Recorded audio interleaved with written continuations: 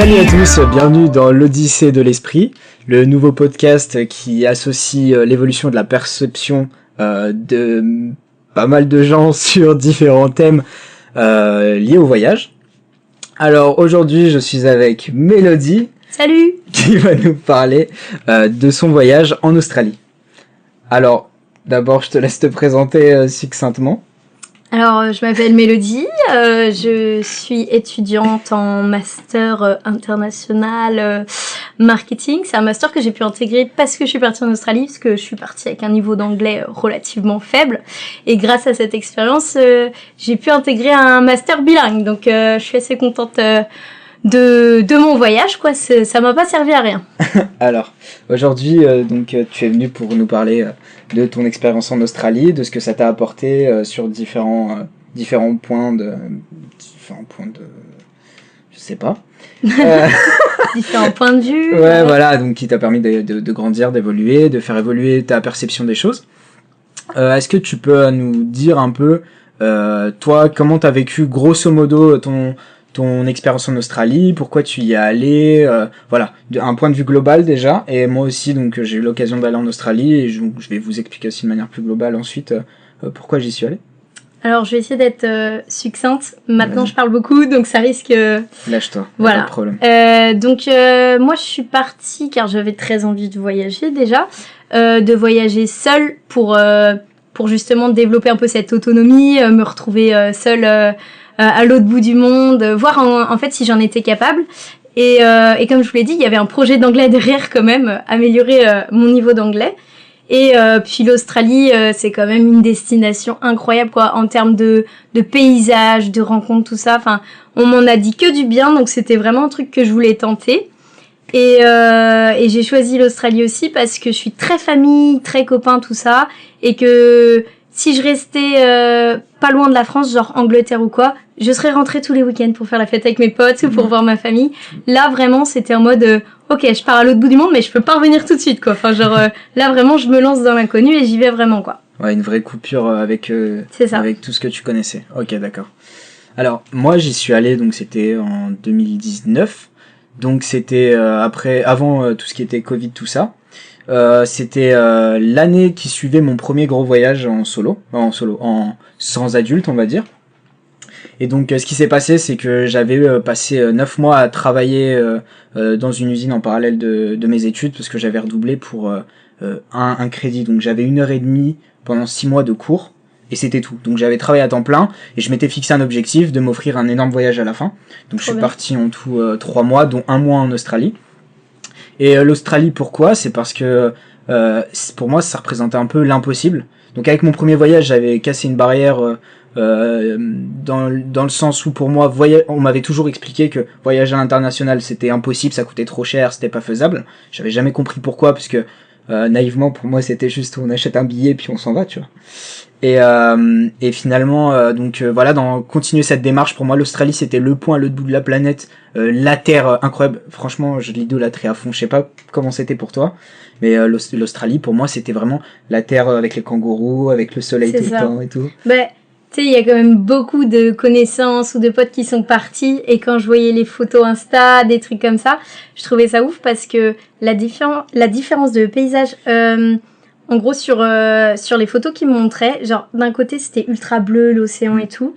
Puis, ultra rouge, les terres reculées, les kangourous, tout ça. Puis, ultra vert, côté forêt tropicale. Ouais. Et je me suis dit, waouh, en un seul pays, tu peux voir tout ça. C'est ça, ouais. Bah, vas-y, je pars là-bas. En fait, c'est comme un mini tour du monde. Tu sais, le pays est tellement gros que tu peux voir tellement de trucs en si peu de temps ou dans un si petit endroit. Mais c'est immense, en vrai, l'Australie, donc on peut pas dire si petit endroit. Et en plus, toi, tu y es resté assez longtemps, il me semble. Ouais, pendant que tu parlais, j'ai même pas calculé, mais j'ai pas dit quand est-ce que je suis partie. Du coup, je suis partie, on est en 2023. Ouais. Je suis partie en 2022, du coup.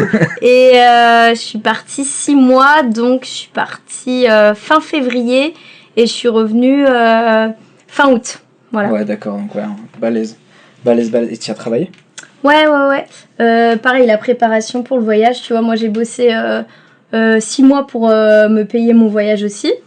Puis ça, tu vois, c'est cool aussi de bosser par toi-même et de tout préparer par toi-même. Enfin, genre, t'es reconnaissant, c'est toi qui, tu sais, tu le mérites. Ouais, et t'en es fier aussi, tu vois. J'ai tout fait par moi-même, quoi. Donc, grave cool. Ouais, c'est ça. Et sur place, du coup, tu vois, je voulais absolument voyager à fond. Mais la vie là-bas coûte très cher.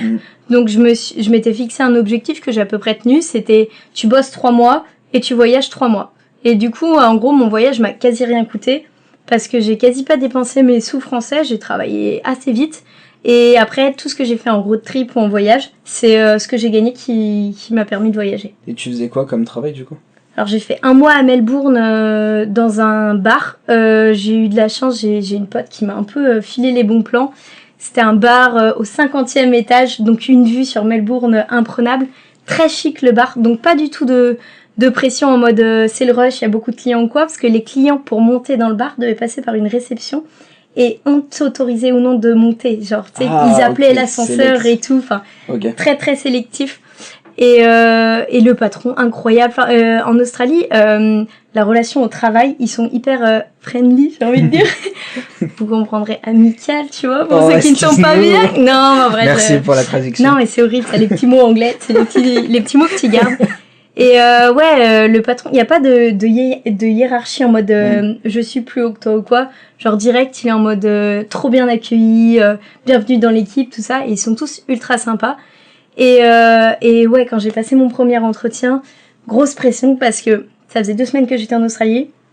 Je vous ai dit, mon anglais était pas bon. Et le mec me fait passer un entretien avec un masque. Avec de la musique derrière. Et là, j'étais en mode, ok, ça va être compliqué. Et je me suis grave concentrée sur ce qu'il pouvait dire, tu vois. Et donc, j'ai pas tout compris, clairement. Mais j'ai compris les mots essentiels, genre, essai, mercredi soir, ok, essai, mercredi soir, ça marche, on part, tu vois. Et lui, vu que j'avais compris les gros de la conversation, il s'est dit, oh, nickel, tu vois, on essaie. Au talent. Voilà. Et puis, écoute, ça l'a fait au talent. Et j'ai eu de la chance, en Australie, il y a quand même beaucoup de Français. Donc, dans l'équipe, il y avait quand même pas mal de Français. Donc, on parlait anglais. Mais si jamais il y avait un truc que j'avais pas ou quoi, il m'aidait, on traduisait en français ou quoi. Il y avait de la solidarité entre vous. C'est ça, de fou. Ouais, c'est sûr. Donc ça, j'ai fait 1 mois là-dedans.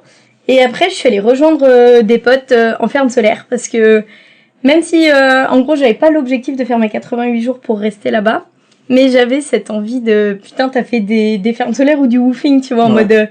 T'as fait une expérience un peu à la dure, quoi. Ouais, je vois. Et puis c'était une bonne bande de potes que je m'étais fait de base. Et vraiment, j'avais trop envie de les retrouver. Trop bonne ambiance, tout ça. Donc là, on a fait une coloc. On avait une grosse maison. On était 6 dans la maison. À un moment, on a été 9 aussi. Donc ça nous revenait à pas cher du tout. Et là, du coup, c'était ferme solaire. Donc la ferme solaire, c'était du réveil 5h30, départ 6h15 et tu reviens le soir à 17h30. Bref, t'es éclaté, tu fais des journées de 12 heures, t'as 30 minutes pour manger. Ouah, c'était chaud. Moi, je suis pas du tout manuelle. Donc clairement, pour moi, c'était ultra physique. T'en as d'autres quand je suis pas du tout. Moi, vraiment, c'était horrible, tu vois. Mais belle expérience quand même. Ok, d'accord, je vois. Ouais, c'est vrai que faut savoir que Mélodie, donc je vis au 6e étage sans ascenseur à Paris, et donc Mélodie, elle met à peu près une demi-heure pour monter jusqu'à chez moi. Je suis pas très sportive. Voilà. Mais bon, c'est pas grave, t'as plein d'autres qualités évidemment. Pas le sport. Pas le sport. Clairement. Mais bon, ouais. Et donc moi, pour en revenir à mon objectif, donc l'idée c'était vraiment de me lancer un défi. Hein, j'étais tout seul. Au départ, je pensais pas partir tout seul, j'étais plus en mode je m'en vais et qui même me suit. Ouais. Personne Visiblement personne ne m'aime parce que du coup j'ai dû partir tout seul. Mais c'était pas plus mal parce que j'avais avant fait les États-Unis, donc dans mes 3 mois j'avais fait les États-Unis tout seul et puis pareil c'est un pays en couleur, les gens viennent te parler tout ça, donc j'étais dans une démarche où je voulais m'ouvrir.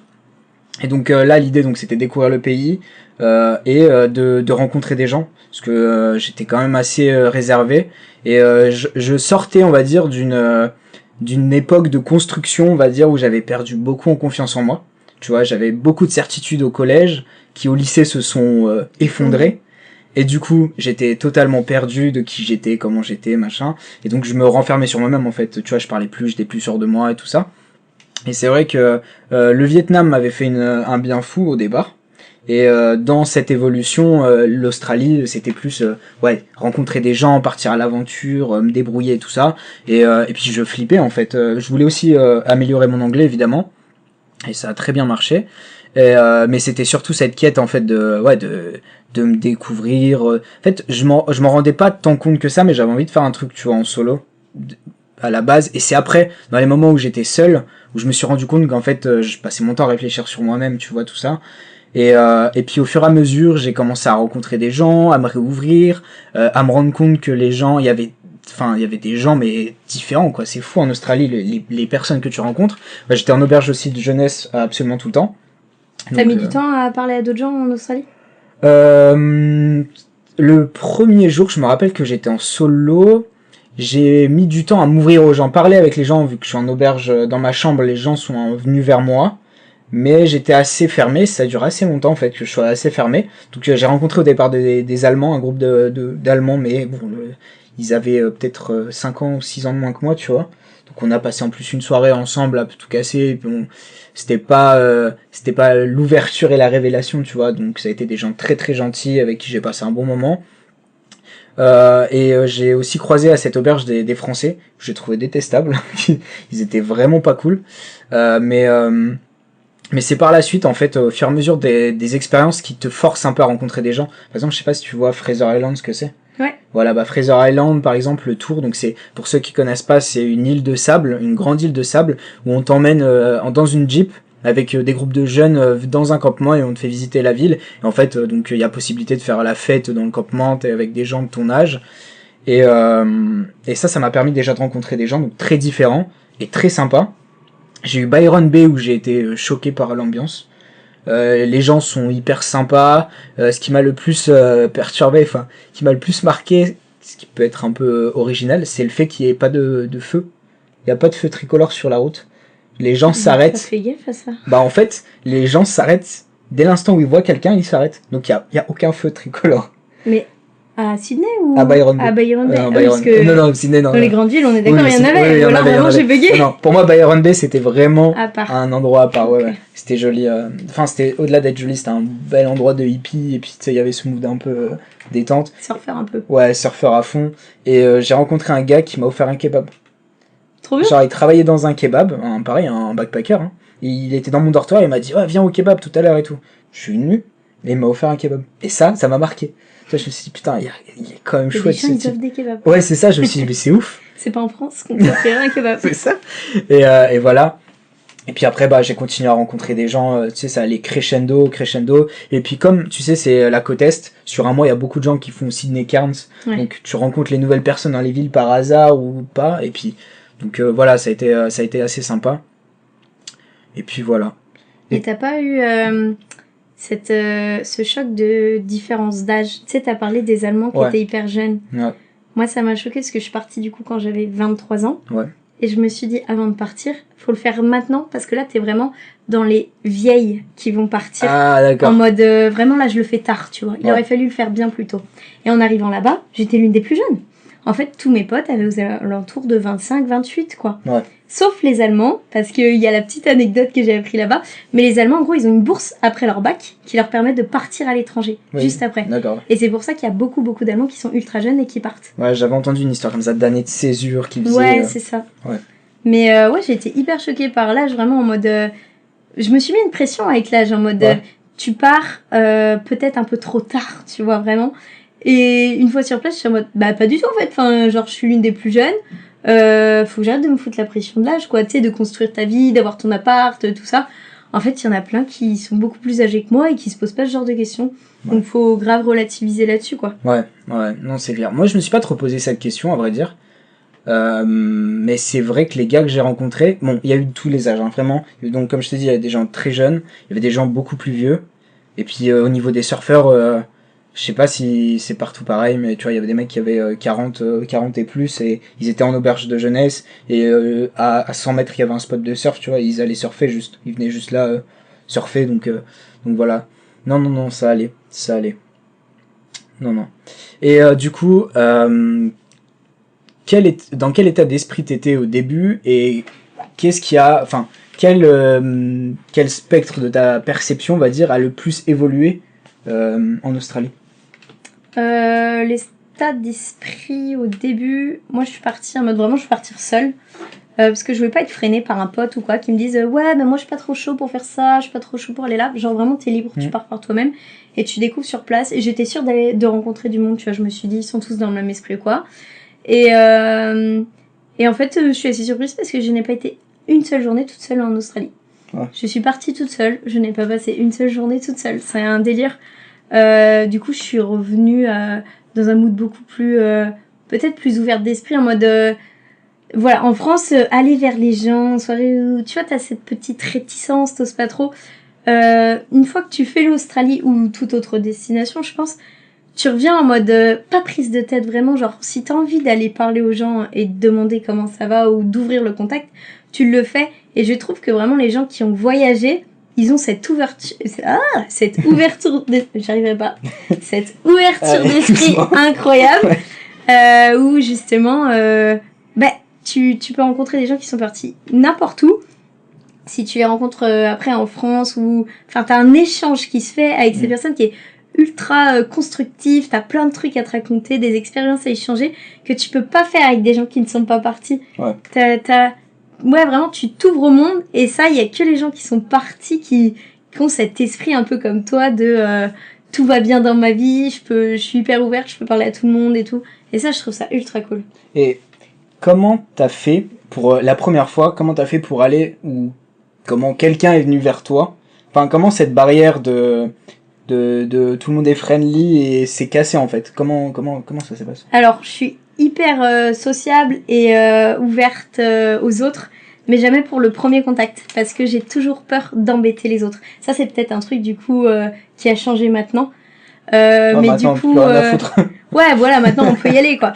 Mais le bonjour, comment ça va est très difficile parce que je me dis ça se trouve la personne va être toute seule, donc je ne veux pas déranger. Et donc moi j'étais partie dans l'objectif, tu ne parles pas avec des Français, il faut que tu améliores ton anglais, donc tu vas parler qu'avec des Anglais. Maintenant quand tu fais 16 000 kilomètres, que tu te retrouves à l'autre bout du monde et que t'es toute seule, le premier truc, bon finalement t'es rassurée quand tu croises des Français, tu vois. Et donc première journée j'étais trop bien euphorique, j'ai fait la visite de la ville trop bien. Et le soir je suis rentrée et j'avais pris, je connaissais pas trop encore le système des cuisines et tout, donc j'avais pris une espèce de pasta box, tu vois.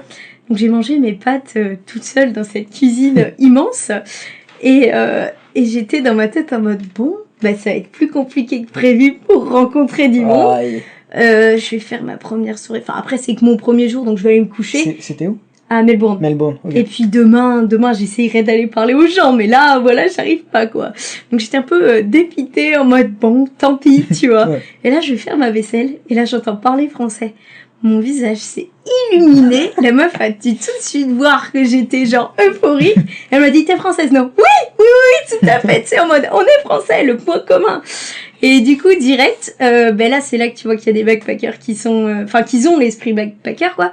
Et direct, elle m'a dit en mode, viens boire un verre avec nous ce soir, on sort tous ensemble et tout. Ah, super sympa. Ok, trop bien, ouais, carrément, je viens, rendez-vous à quelle heure et tout. Bah là, tu vois, c'était parti en mode, premier soir, je veux pas être toute seule dans ma chambre après avoir mangé mes pâtes, je sors. Et là, c'était royal. Et du coup, on était un groupe de 20, bon, que des Français. Non, il y avait 2-3 Anglais, je crois, mais globalement, voilà, que des Français. Et là, du coup, forcément, les gens sont très ouverts et viennent aussi à toi. Et puis là, tu sors en groupe, donc t'as pas peur de dire bonjour. Je veux dire, tu sais, ils t'ont invité, quoi. C'est plus en mode tu déranges. Donc là, direct, en fait, j'ai créé un lien. Il y avait beaucoup de personnes, donc beaucoup de personnalités différentes. Des fois un peu trop extravertie pour moi, et je me suis grave retrouvée dans le caractère de 2 personnes. Et du coup, j'ai parlé clairement avec eux toute la soirée, c'est-à-dire que je n'ai pas calculé les autres, mais on a parlé à fond, genre on s'est livré de fou sur nos vies, tu vois. Et là, je me suis dit, ok, ceux-là, ça c'est mes potes de voyage, je vais les kiffer de ouf. Et première impression à la bonne, parce que du coup, j'ai passé quand même quasi deux mois et demi en coloc avec eux, en ferme solaire après, tu vois. Ok, ça marche. Donc, j'ai eu de la chance, on va dire, pour ce premier soir, parce que sinon, je sais pas comment j'aurais fait ce premier pas. Ah bah là, elle a été magistrale, hein, franchement, la passe décisive. C'est ça. Le bar, franchement, je pense quand t'es backpacker et t'arrives dans un nouvel endroit, c'est vraiment l'invitation que t'attends, quoi. C'est genre, viens, on sort. On se connaît pas, viens, on sort, on va se découvrir. J'étais vraiment en mode, bon, comment je vais faire? Et là, on me propose. Là, j'ai sauté sur l'occasion directe. On fonce, on va au bar. C'est énorme. Et maintenant, quand t'es dans la situation inverse, que t'es en groupe et que tu vois des gens solo, est-ce que tu vas vers eux? Ou est-ce que t'as toujours ce côté, où tu restes vraiment, dans la construction de ta relation avec les gens que tu as rencontrés? Alors on va dire tout dépend du groupe avec qui je suis. Si on est dans un groupe plutôt ouvert d'esprit, qu'on sort et qu'on est dans l'objectif genre dans une destination nouvelle qu'on connaît pas, là je vais être grave dans l'idée d'aller à la rencontre des gens. Et du coup si je vois quelqu'un tout seul ou qu'on vient devant moi, enfin genre s'il y a moyen, si t'as comme le eye contact quoi en gros, enfin en mode tu vois que la personne elle attend en retour en mode viens me parler, tu vois, parce que pareil, je suis encore en mode je ne veux pas déranger, hein. Si tu veux être tout seul, tu restes tout seul. Mais s'il y a ce petit truc ou quoi, je suis en mode bah là direct quoi, tu vois, j'y vais et j'engage la conversation sans problème. Enfin, je veux dire une fois que je comprends que la personne a envie de s'intégrer, bah viens avec nous quoi. Et maintenant, c'est vrai qu'avec mes potes aussi, avant j'étais vraiment dans le mood, j'ai telle bande de potes, je sors avec telle bande de potes. Quand je vais voir eux, je vais voir eux. Tu sais, on mélange pas. Et maintenant, dès que je sors, je suis en mode, bah écoute, je sors avec telle personne, est-ce que tu veux venir? Et je suis vraiment dans cet esprit de tout le monde se rencontre, tout le monde apprend à se connaître ou quoi, et je trouve ça grave cool. Et ça, peut-être qu'avant, j'étais vachement plus renfermée là-dessus. Ouais, ok. Alors, moi, dans ce concept, j'étais un peu comme toi. Donc, moi, j'allais pas vers les gens parce que j'étais timide. Et je voyais les gens un peu comme des personnes qui potentiellement étaient malveillantes, donc pour me protéger, je m'enfermais, j'attendais qu'ils viennent vers moi, et si une personne venait vers moi, j'avais tendance à rien faire. Et tu sais, il y a le syndrome un peu, enfin, du coup tu l'as pas trop vécu, parce que ça a vite arrivé, mais quand t'es tout seul dans un endroit, il y a un mécanisme, on va dire, d'autodéfense ou de sécurisation qui fait que tu te mets en mode survie, et puis tu vas parler vers les autres. Et ça m'était arrivé à New York, donc juste avant, sur ma première expérience, et donc quand je suis arrivé en Australie, j'étais un peu plus prêt à ça parce que j'avais vécu dans une auberge pendant un mois déjà et je savais que il fallait que j'aille voir des gens, sinon j'allais souffrir de la solitude.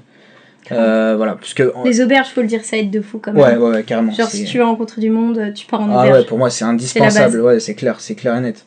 Et puis tu vois, j'avais ce côté-là où pour moi, quand je suis parti, j'étais en mode la solitude, ça me convient, je suis bien tout seul.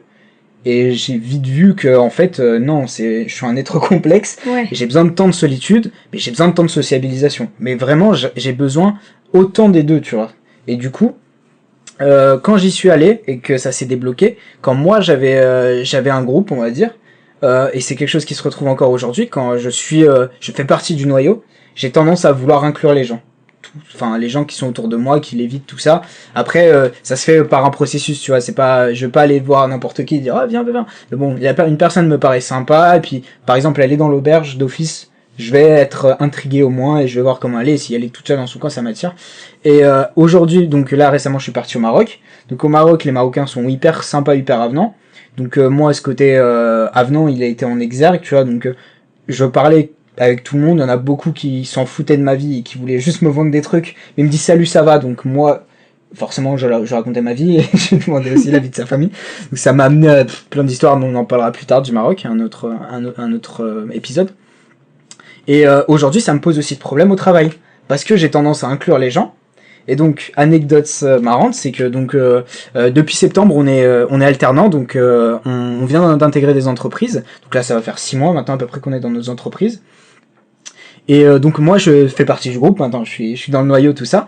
Et ce qui se passe, c'est que j'ai créé un groupe WhatsApp pour la cantine, parce que les gens faisaient un peu par affinité, on va dire, leur départ cantine par petits groupes, tout ça.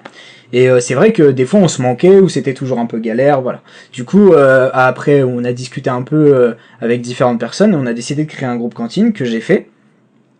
Et j'ai ajouté instinctivement tout le monde, même les gens qui étaient un peu solo et qui allaient à la cantine solo, et bah je les ai ajoutés. Et j'ai eu des remarques qui me disaient j'ai pas forcément envie d'aller manger avec un tel ou un tel. Et du coup en fait le groupe cantine ne marche plus du tout, parce que le noyau de base, donc qui j'étais, donc on n'est pas les meilleurs amis du monde, on est collègues, tu vois, mais bon, avec qui j'étais, ne veulent pas se mélanger avec d'autres personnes que j'ai invitées du coup dans le groupe. Ouais, je vois. Et donc maintenant le groupe est à nouveau obsolète parce que personne parle dedans. Faut savoir que Naïl, l'un des premiers jours de classe qu'on a fait, il a mis un message sur la conversation de classe, venez, on va tous manger en telle salle et tout, et que encore une fois t'as eu des réflexions en mode pourquoi tu nous proposes à nous? Ouais, alors c'est que clair. vraiment c'était l'idée que tout le monde apprenne à se connaître. Ouais, j'ai un esprit très colonie de vacances. Ça marche Ouais. pas, on n'est pas Ça dans le marche monde pas tout le des temps. bisounours. Ouais, c'est ça, ouais, c'est clair, c'est clair. Non, il y a des gens qui conçoivent pas cet état d'esprit, mais c'est vrai que je pense que ça, je l'ai gardé, tu vois, de l'Australie. Hein. Clairement, le côté, en tout cas, au moins du backpack, donc à partir de New York, je pense, et même dans tous mes voyages, c'est resté. Et j'adore quand je suis en position, on va dire, de force, inclure les autres. J'adore ça. Au même titre que quand je suis solo dans un nouvel endroit, j'apprécie vraiment. Enfin, je mets une vraie valeur aux personnes qui font le premier pas, tu vois. Le mec a aucune raison valable de me porter de l'intérêt, il le fait, et ça, tu vois, ça reste en tête quand même. Ah ouais, moi, c'est ce qui refait ma vie. C'est-à-dire que Ouais. sans les gens qui auraient fait le premier pas, je serais peut-être toujours en train de manger mes pâtes, tu C'est vois. vrai, c'est possible. Non, vraiment, Ça ça même, aide beaucoup. Ouais, je remercie les gens qui font ça. Vraiment, c'est hyper C'est important. hyper grave, ouais. Et il y a un autre facteur aussi qui s'est développé en Australie, enfin de mon côté en tout cas, c'est l'ouverture aux activités à diverses activités. Je trouve qu'en Australie, il y a un pool d'activités nature, tout ça, qui peuvent paraître, je sais pas, soit has-been, soit tu y penses pas, qu'on t'offre en Australie, qui te permettent aussi de découvrir des nouvelles personnes autour d'activités, tout ça. Enfin, je sais pas si t'as le même effet. Non, pas trop. Faudrait que tu développes sur les activités has-been Alors, que tu as eu envie de C'est faire. pas has-been, mais par exemple, bon, j'avais commencé au Vietnam, mais en Australie, ça m'a permis d'avoir des amis et d'avoir je pense, le meilleur moment de tout mon voyage. C'est la plongée. Donc en fait, je suis allé dans un endroit où il y avait aucun backpacker, super perdu, parce qu'il y a une épave donc dans le monde des plongeurs qui est assez connue, c'est le SS Yongala, pour ceux qui connaissent. C'est une épave qui est absolument folle, genre il y a une biodiversité sous-marine qui est incroyable, et donc en fait c'est loin des... Attends, est-ce que je raconte ça ou est-ce que je raconte une anecdote de meurtre liée à ça? Je raconte une anecdote de meurtre liée à ça. Ça marche. Alors, faut savoir que le SS Yongala, il est aussi connu parce qu'un jour, un plongeur a plongé avec sa femme dans cette célèbre épave. Ok, je crois que je connais l'histoire. Ok, il a une fois sous l'eau, donc tu vois, tu peux plonger en binôme, une fois que tu as un certain niveau, et une fois sous l'eau, il a coupé l'arrivée d'air de sa femme, et il a prétendu que c'était un accident. Et bon, il est resté. Il s'est fait avoir. Hein. Et il s'est fait cramer, ouais. Ouais. Je me rappelle plus comment. Longtemps après, Ouais. je crois 2-3 ans après, mais il s'est fait baiser, ouais. Et tu sais comment ou pas? Non, tu je ferai à la suite. Bon, J'ai ok. l'anecdote, mais Bon. pas plus en détail. On vous laissera regarder plus en détail du coup l'histoire. C'est ça. J'ai que ça. Et donc en fait, donc c'est cette même épave, donc qui était vraiment c'est splendide. Et en fait, ce qui s'est passé, c'est que donc c'est loin de tout ce qui est backpack, tout ça. C'est une petite ville perdue. On vient de chercher. Il y a rien, il y a personne. C'est vraiment la petite ville australienne. D'ailleurs, je trouve que c'est une expérience incroyable d'aller loin des backpacks aussi, et puis de se rendre compte de comment est la vie loin de tout ce qui est touristique. Donc j'ai adoré déjà cette première partie. Ensuite, ce qui s'est passé, c'est que j'ai rencontré donc 3 personnes, donc 3 autres personnes qui étaient des plongeurs aussi. Et en fait, je sais pas, il y a eu un feeling mais instantané, c'est incroyable. On est rentré dans une sorte de minivan pour aller au camp. Sauf qu'avant d'aller au camp, fallait qu'on prévoie de la nourriture parce que c'était un peu loin. Et en fait, direct, on s'est dit, on a direct parlé, tout le monde s'est présenté. Puis quelqu'un il a dit, ça vous chauffe qu'on fasse des faritas ce soir? Ça, Ok. c'est ouf. Le repas Ouais, c'est ça. pour C'est rassembler tout le monde Mais en mode venez, on partage un repas. C'est ça. Et ça, direct, tu comprends que ça va être tes potes. Bah, c'est ça, c'était incroyable. Il y avait un mec qui devait avoir... Enfin, ils étaient plus âgés que moi, ils avaient en moyenne 30 ans, en 2019, j'avais quel âge? J'avais un peu plus de la vingtaine. Et en fait, le feeling est ultra bien passé directement. Et c'est des gars avec qui j'ai plongé, et des filles avec qui j'ai plongé, avec qui on a roulé, on a fait une partie de road trip, que j'ai encore sur Instagram, tu vois, ça fait un petit moment, on discute. Le gars surtout, lui, c'est un gars qui travaille à la télé en Espagne. Et non? Voilà, il travaille dans une émission de science en Espagne, enfin c'est n'importe quoi, et puis c'est vraiment mon meilleur souvenir, genre c'était authentique, tu vois, on a partagé ces faritas, elles étaient délicieuses, on les a fait à la plancha, c'était super, tu vois, et puis après la plongée, elle était incroyable, c'était vraiment des moments où tu vois, je sais pas, on s'est retrouvé avec des tortues de mer, des coraux, des poissons, mais incroyable, enfin j'ai adoré. Mais sur le plan perso, parce que j'adore ça, tu vois, la plongée, mais je veux dire, tu vois, autour de cette activité, on a su lier à un truc, mais incroyable, tu vois, j'ai vu la Grande Barrière de Corail après, j'ai été à Fraser, enfin, il y a eu vraiment des choses magnifiques. L'Australie, ça a été un voyage incroyable. Mais c'est vrai que ce moment-là, c'est un moment, c'est pas seulement un lieu ou quelque chose, tu vois. Tout ce qui compose cet instant, c'était pour ça, s'est fait sur 3 jours, 2-3 jours, tu vois. Mais ça a été super quoi. J'ai adoré. Ouais, les souvenirs qu'on en garde, de toute façon, il y a personne. Voilà, et c'est pour ça que je te disais en termes d'activité et tout ça.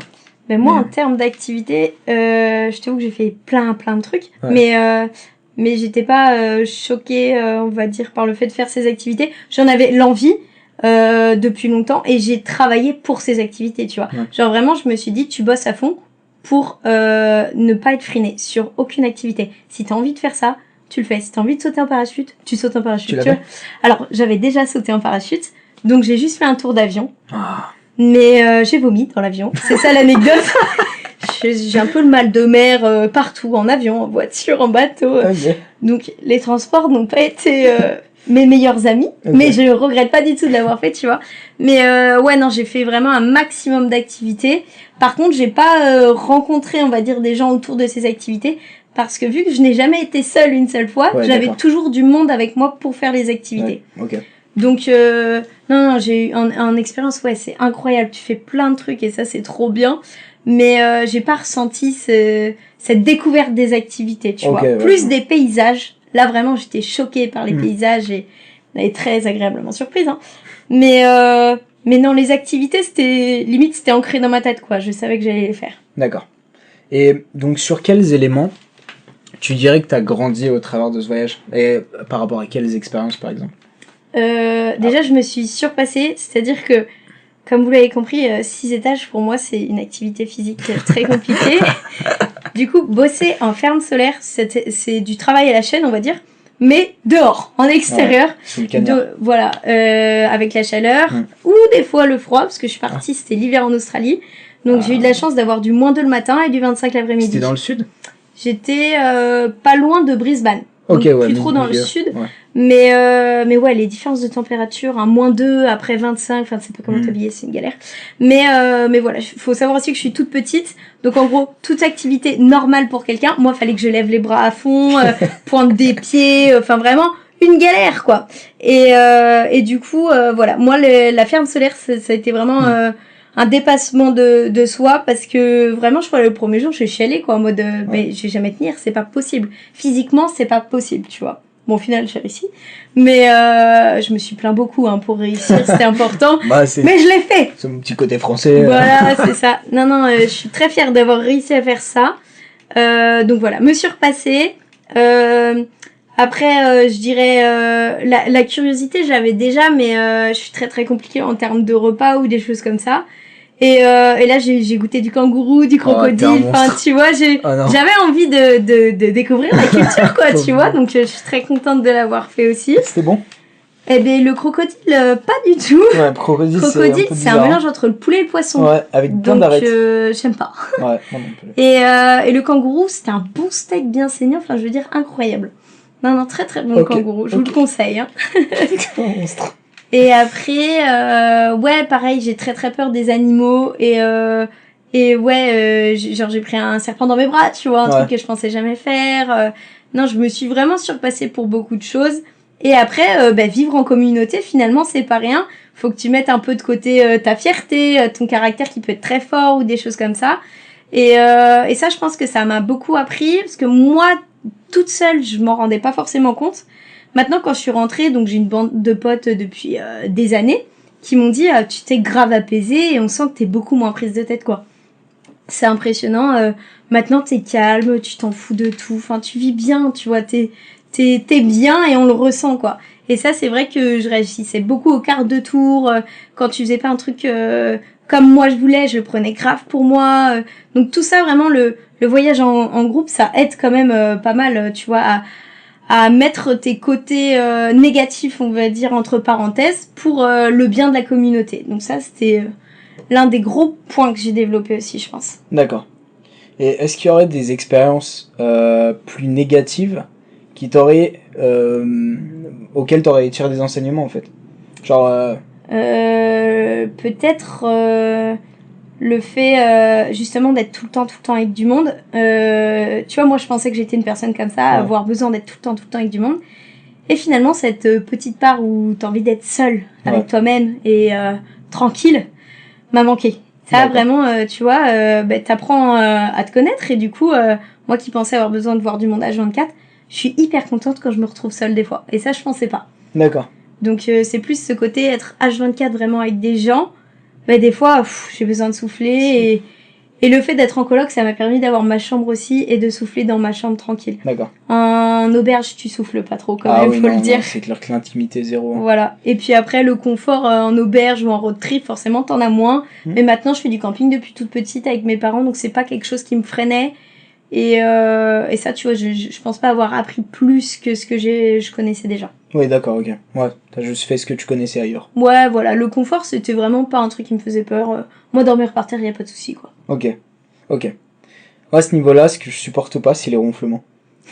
je trouve ça horrible. J'ai des sacrées histoires en auberge. Moi, le ronflement, à partir du moment où je dors profondément, donc ça va. Oh. Maintenant, quand tu ne dors pas, c'est compliqué, tu vois. Putain. Mais c'est pas ce qui m'a le plus fait chier, tu vois. Moi, c'est Pour moi, quand t'es en auberge, t'as du bon sens. C'est-à-dire que quand quelqu'un dort, tu n'allumes pas la lumière et tu ne parles pas fort. Tu chuchotes. Ouais. Et ça, tout le monde ne l'a pas. Ouais. Et ça, moi, vraiment, ça a été très, très casse-couille. Genre, les gens qui allument alors que tu dors, en fait. Tu vois, ça, juste, c'est pas concevable. Et j'ai eu les expériences, tu vois, de gens bourrés qui arrivent à 4h du mat, qui allument et tout. Et eux, vraiment, là, tu vois, là, j'avais envie de les tuer sur le moment, quoi. Mais... Un bon défi pour ton nerf. Ouais, là-dessus, ouais. Okay, Voilà. Mais sinon, un négatif, non, globalement, j'ai kiffé mon voyage, quoi. C'était une belle expérience de A à Z. Ouais. Moi, je te dis ça parce que j'ai une expérience. En fait, sur le moment, je l'ai vécu ultra négativement. Genre, ça m'a fait un choc. Mais vraiment un choc.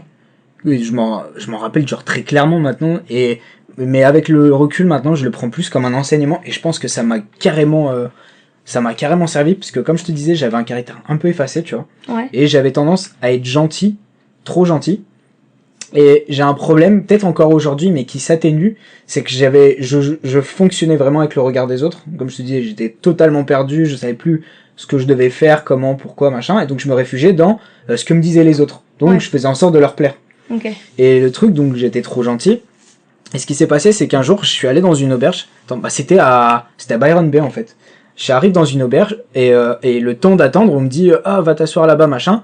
Et il y avait un gars. Et en fait, ce gars, c'était un représentant d'une agence d'activité. Okay. Et tu vois, moi, je me suis dit, bon, vite fait, je vais rester tranquille. J'étais crevé, tu vois. Et je vais rester vite fait, il va me raconter son truc et après, je vais partir. Et ce type m'a embobiné, en fait. Il paraissait sympa, il m'a partagé son... Comment ça s'appelle ? Son maté, tu sais, la boisson argentine et tout. Et il m'a raconté sa vie, je lui racontais la mienne et tout. Et en fait, au bout d'un moment, il voulait me vendre des activités. Donc moi, je lui avais dit, entre-temps, toutes les activités que je voulais faire. Donc...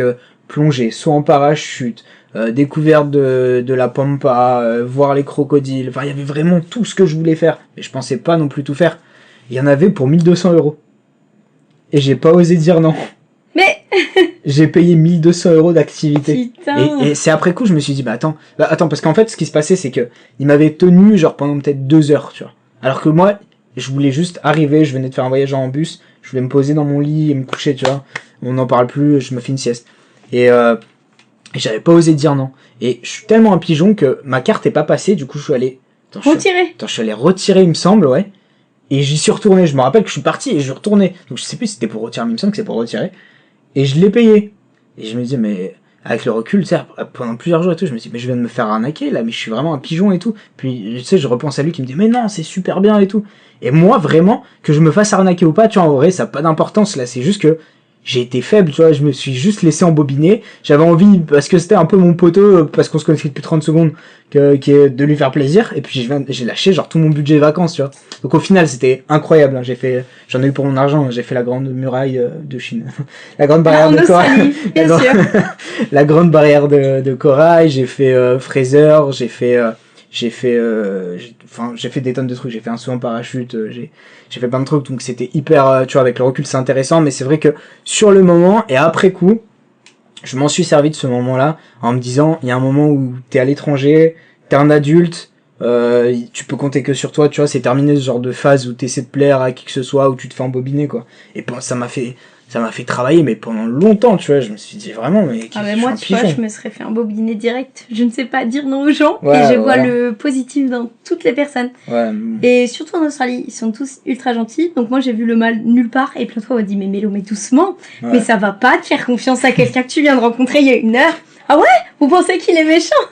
Genre moi, vraiment, moi, je plonge, quoi. J'ai confiance en tout le monde. Je suis très positive de base. Du coup, on me propose un truc, je vois surtout pas l'arnaque derrière. Moi, je fonce. Alors, j'ai de la chance jusqu'à aujourd'hui, mais jamais arrivé de couilles. Ouais. Mais je crois en la bonne étoile des gens et au fait qu'ils soient tous ultra sympas. Il y a pas de gens méchants dans ce monde. Ouais. Ou pas. Ouais, bah après, lui, je pense qu'il était pas méchant, il faisait son métier, tu vois. Ouais. Mais peut-être qu'en Australie, c'est vrai qu'il y a une proportion de bienveillance plus importante. Incroyable.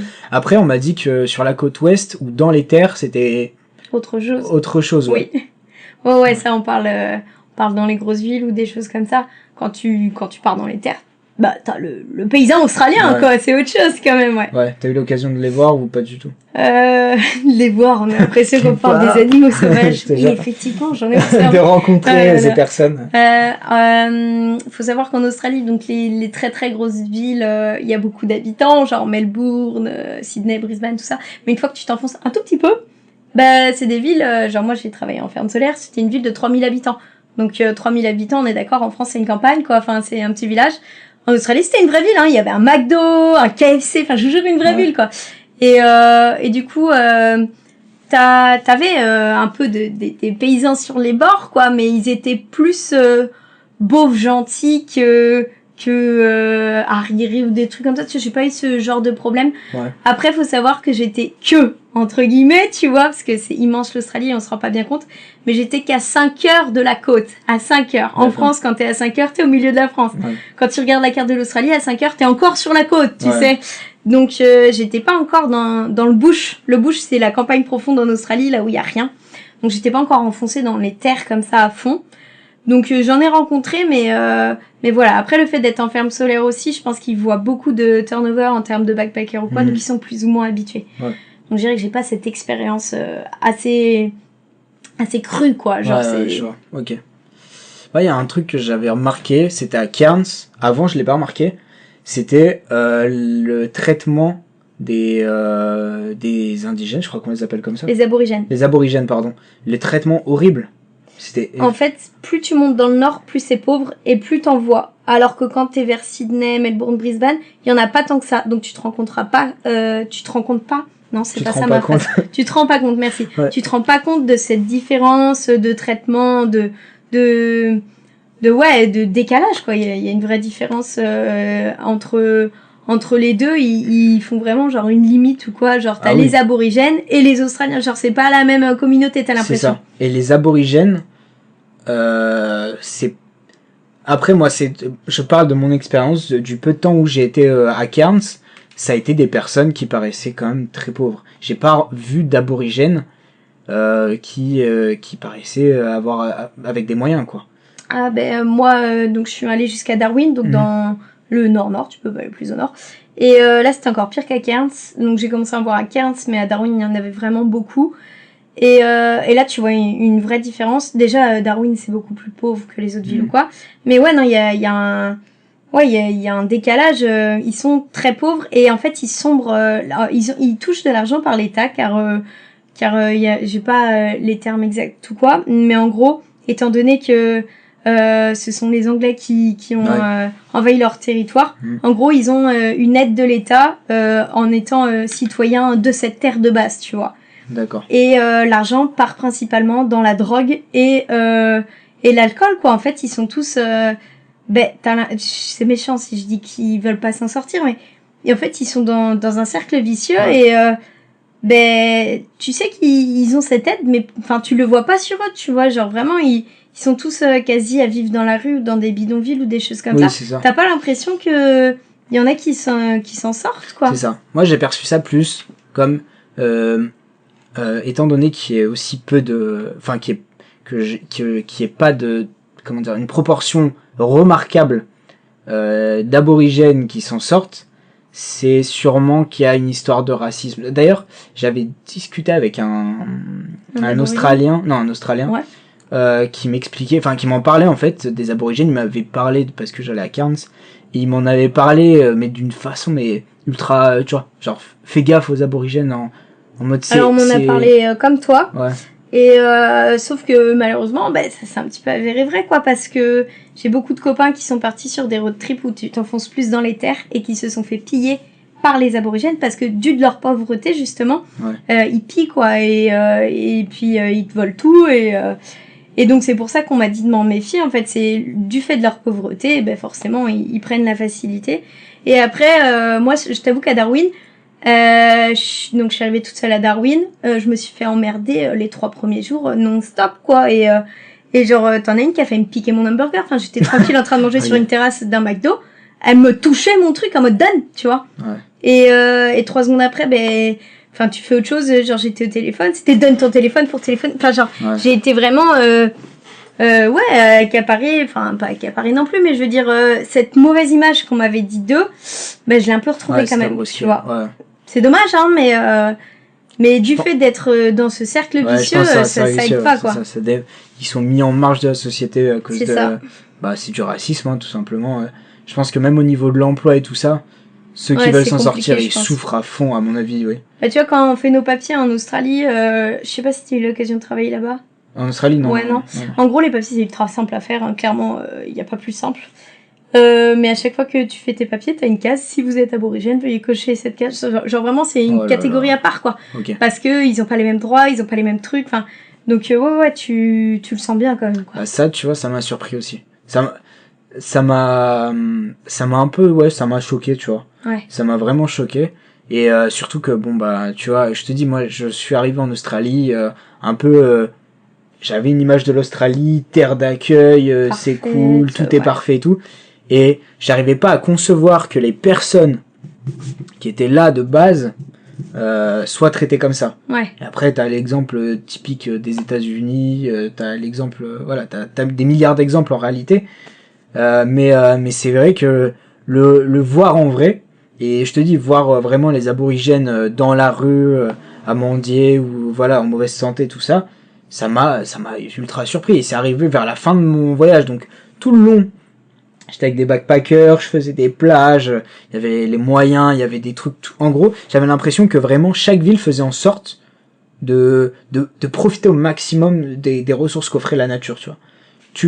T'as des vagues, allez, surf, il y a des plages, même Bondi Beach, tu vois, Sydney, tu vas à Bondi, t'as des piscines, à côté t'as la mer, à côté t'as des petits restaurants où tu peux bouffer du fish and chips, à côté t'as juste un peu plus loin t'as Sydney, super belle ville, ultra propre, ultra touristique, la côte est par rapport à la côte ouest. Ouais, mais Cairns, tu vois, Cairns c'est touristique. Ouais. Et pourtant, il y a toujours ce souci là quoi. Les personnes souffrent devant toi en fait. Je trouve ça, mais ça. Cairns vraiment, c'était tranquille quoi par rapport à Darwin, il y a une vraie différence. Ouais. Ok. À Cairns, j'en ai croisé, j'ai pas été emmerdée. À Darwin, vraiment, j'ai vu la différence. Ouais, ok.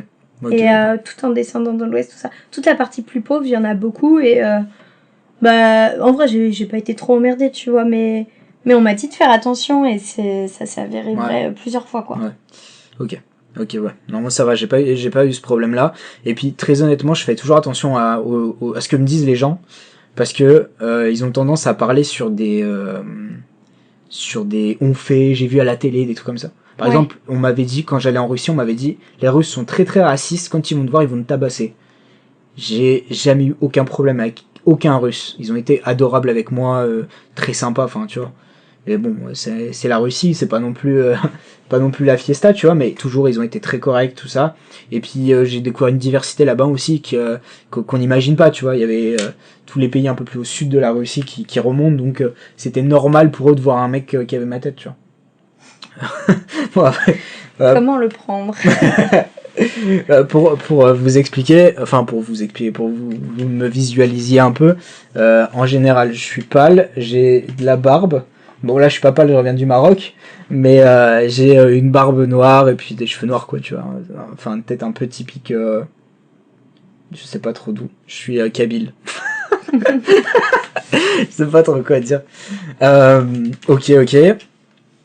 Est-ce que tes rapports avec tes amis ou ta famille je vais dire ceux qui sont restés, en fait, qui n'ont pas voyagé, ou d'autres qui ont voyagé à d'autres moments, ou à d'autres endroits, ont évolué? J'avais un peu peur en quittant la France. Tu vois, j'ai une bande de potes depuis longtemps, mais je me suis dit, vas-y, je vais pas les voir pendant longtemps. Est-ce que je vais être reniée ou quoi? Je suis rentrée, c'était comme avant, donc ça, nickel. Ma famille, comme avant aussi, trop content de les revoir ou quoi. Mais t'as des potes quand même où le fait que tu sois à l'autre bout du monde, bah, tu vois un peu qui est là pour toi aussi, tu vois, ça joue quand même. Et après, sur mes rapports, je dirais qu'en fait, sur mes bandes de potes de base, j'ai pas pu raconter tout ce que je te raconte là. Genre, j'ai raconté à personne mon voyage en détail. Parce qu'en fait, t'as vécu tellement de choses intenses en 6 mois, là, du coup, que tu peux pas tout raconter. Ouais, c'est clair. Et que les gens qui sont pas partis comprennent pas cet engouement que t'as à vouloir raconter ton voyage. Faut que ça aille vite, quoi. Tu fais les grosses étapes ou quoi, mais tu parles pas de ton expérience ou quoi. Et j'ai ma cousine qui est rentrée, elle a fait 5 mois en Amérique du Sud. Donc elle est rentrée il y a 1 mois à peu près. Et on s'est vus. Et on a grave échangé et je pense que ça nous a fait grave du bien à toutes les deux. Parce qu'en fait, t'as enfin une personne qui te comprend en face sur l'intensité du voyage, ce que t'as pu vivre à des moments ou quoi. Et je pense que quelqu'un qui n'est pas parti, clairement tu le décroches sur la conversation. Il peut pas comprendre ce que t'as vécu et c'est pas avec tes mots que tu vas lui faire comprendre. Parce que vraiment c'est... Enfin, voilà, t'as vécu ça, c'est incroyable, je l'ai vécu, c'est incroyable, mais personne a vécu notre expérience à nous, tu vois. Les rencontres que t'as fait, je pense qu'il y en a pas beaucoup qui comprennent en mode, pourquoi tu parles toujours des gens de l'Australie? Là, je suis hyper proche avec un mec que j'ai rencontré en Australie. On s'est vu 2 semaines en Australie. Maintenant, c'est mon meilleur pote. On est H24 ensemble, tu vois. Et c'est parce que t'as tissé un lien fort ou les rencontres là-bas, ben, c'est des trucs qui restent, quoi. Et ça, je pense que dans la vie de tous les jours, la vie commune, quoi, c'est pas des valeurs qu'on peut avoir. Et ouais, ça m'a vraiment manqué, genre le fait de pas pouvoir en parler. Vraiment de, tu sais, t'as envie de dire, bon alors, je vous raconte tout, et les gens te posent une question, ça va, c'était cool l'Australie? Ouais, et là tu commences à parler un peu, tu vois que ça décroche très vite. Donc tu fais un débrief, ouais, c'était incroyable, très belle rencontre, paysage magnifique, ouais, une très très belle expérience. Et tu t'arrêtes là, parce qu'en fait, ils ont pas vraiment envie de savoir, j'ai l'impression, quoi. Alors que quelqu'un qui a vécu un voyage fort, il va te demander beaucoup plus en détail, quoi. Ouais. Je suis d'accord avec toi. À ce niveau-là, moi, je trouve que le voyage, avant tout, c'est... Comment dire? Quand t'as envie d'expliquer vraiment ce que t'as vécu, au-delà des relations et tout ça, pour exprimer ton ressenti, moi, ça passe beaucoup par l'odeur que j'ai senti sur place à des moments. Par exemple, aux États-Unis, j'habitais à côté d'une laverie. Donc j'ai senti toujours cette odeur, tu vois. Et quand je la sens en France, ça me rappelle directement, tu vois, les États-Unis. Ça va être la sonorité, tu vois. Quand je suis parti au nord du cercle polaire, il y avait de la neige de partout. Donc les jardins étaient faits genre avec des barrières de neige tellement il y a de la neige. Et donc t'as vu, c'était un bruit très très feutré, très sourd. Quand tu passais tes pas et tout ça, c'était particulier. Je sais pas, des fois il y a l'humidité, tu vois, la chaleur et tout. Au Vietnam, tu le sens, tu vois. Enfin, dans les pays asiatiques, tu le sens fort, l'humidité, c'est vraiment un truc sur les photos, tu le vois pas du tout. En vrai, t'en chies, quoi. Exactement, c'est ça. Mais au niveau, alors moi, je dirais pas les odeurs, mais au niveau de la sonorité, j'ai encore des audios de mon téléphone, des bruits typiques d'Australie. Genre, quand tu passes sur un passage, quand tu passes, sur les passages piétons australiens, je l'ai. Les oiseaux en Australie, alors ça, c'est un délire. Les pigeons avec la petite machin. Les cacatoès, non. Tous les oiseaux en Australie. Il y a des pigeons, ils ont juste une touffe comme petit œuf, là. Ils ont un trait dans l'air. T'as pas vu? Mais tous les oiseaux, pour moi, c'était une autre langue. Ils avaient pas le bruit des oiseaux européens. Genre, un oiseau européen fait cuit-cuit, et là-bas, c'était des bruits de robots. T'es en mode, qu'est-ce que c'est que ça? Il y en a, ça faisait des bruits de chat. J'étais en mode, qu'est-ce qui fait ce bruit-là? Un oiseau. Genre, j'ai entendu des enfants piailler et des robots. Et en fait, c'était les oiseaux. Genre, vraiment. T'as entendu les chèvres qui font un cri d'un bébé qui pleure? Ça, je l'ai entendu avec un oiseau. Mais vraiment, les oiseaux, là-bas, tu vois, genre, c'est un truc qui m'a marqué. Pareil, j'ai des audios de ça dans mon téléphone. Non, les oiseaux, vraiment, ça m'a marqué de fou. Et j'ai des bruits comme ça, genre, j'ai le bruit des chauves-souris. Enfin, j'ai pas mal de bruits que j'ai gardés comme ça. Et donc, ouais, je dois être beaucoup sonorité. Et aussi, les musiques, genre, typiquement, tu vois, il y a telle musique qui me fait penser à telle soirée, tel endroit. Les musiques, c'est aussi fort. Genre, tous les matins, pour aller travailler à Melbourne, j'ai un collègue qui m'avait fait découvrir une musique. Tout le matin, j'avais cette musique, c'est de bonne humeur pour aller travailler ou quoi. Genre, typiquement, là, quand je la mets, tout de suite, je me revois ou quoi. Genre, c'est telle musique, tel endroit. C'est Knock Knock. Mais alors, l'artiste, je sais pas. Bon, bah... Si vous connaissez Knock Knock, en plus je le prononce bien en français. Knock Knock. Incroyable. Voilà. Attends, je voulais dire un truc. Ah oui. Ok. Alors, moi, pour en revenir à la famille et aux amis, j'ai une famille de grands vadrouilleurs. Ouais. Donc, mes grands-parents, bon, ils ont migré d'Algérie natale jusqu'à ici. Et mes parents, ils ont toujours voyagé. Donc, eux, ils ont grandi en France, mes parents. Mais pareil, leur relation à mes parents, elle s'est constituée autour du voyage. C'était d'abord des hippies, après rock'n'roll hippie, et voilà, ils ont acheté un van, ils ont voyagé Incroyable. de fou, tu vois, ouais, hyper stylé. Tu vois les photos, tu vois, tu te dis c'était des hippies rockers, quoi, tu vois, c'est vraiment le cliché. Et bah après, quand ils ont vieilli un peu, ils ont continué à voyager avec un camping-car. Moi, plus jeune, j'ai voyagé avec eux avec un camping-car. Quand mon frère est arrivé, donc le camping-car était vendu, mais on a continué à faire des road trips, donc un peu en Europe en fait, en voiture. Mon père adore voyager donc rouler, donc j'ai fait, tu vois, Portugal, Espagne, Italie, Grèce, enfin un peu tout ça, Angleterre, enfin tout ce côté-là en voiture, et ils m'ont inculqué ça, tu vois. Quand je leur ai dit que j'avais envie de voyager, pour eux c'était, ils étaient contents, tu vois. Ils étaient contents, ils avaient confiance en moi, et j'ai eu cette chance donc d'avoir des parents qui étaient en phase, tu vois. Tout le temps, ils me disaient, bon, bah juste, tu nous envoies un message quand t'arrives dans le pays, de temps en temps des petites nouvelles. Et j'ai gardé cette habitude parce que aussi, surtout les premiers jours en Australie quand j'étais tout seul, ça m'a fait un bien fou de parler avec mes parents, tu vois. Quand j'étais tout seul et que je souffrais de la solitude, j'étais en mode, ça me fait du bien. Maintenant, je vais plus facilement vers les autres, j'ai plus de codes et tout ça. Donc j'ai moins ce sentiment de solitude, même quand je suis seul, j'apprécie. Mais bon, j'ai beaucoup évolué depuis. Mais je prends toujours autant de plaisir de donner des nouvelles, à raconter. Ma mère me suit sur Instagram, elle montre à mon père les petites photos. Ils sont pas du tout réseaux sociaux, pas du tout. Mais elle a juste installé pour montrer, tu vois. Et quand elle me voit ou qu'elle voit mes photos, elle est contente. Faut savoir que je suis passionné aussi de photos, donc je fais des photos dans mes voyages. Et ça compte beaucoup pour moi d'avoir mes photos et de les partager. J'aime ça, tu vois. Ouais. J'aime ça. Parce que c'est un instant, c'est un moment, des fois c'est esthétique, des fois moins, mais ça représente quelque chose, sur. Enfin bref, j'adore ça, et donc mes parents voient ça. Donc avec mes parents, j'ai toujours été en phase, je leur raconte mes histoires et tout. En général, eux par contre, c'est une oreille hyper attentive. Je pourrais leur raconter tout en détail 50 fois, ils seraient contents. Le problème c'est que quand je rentre de voyage, je suis fatigué, tu vois, donc je raconte, mais je trouve que c'est compliqué de retranscrire tout ce que t'as vécu aussi. Bien sûr, c'est hyper dur.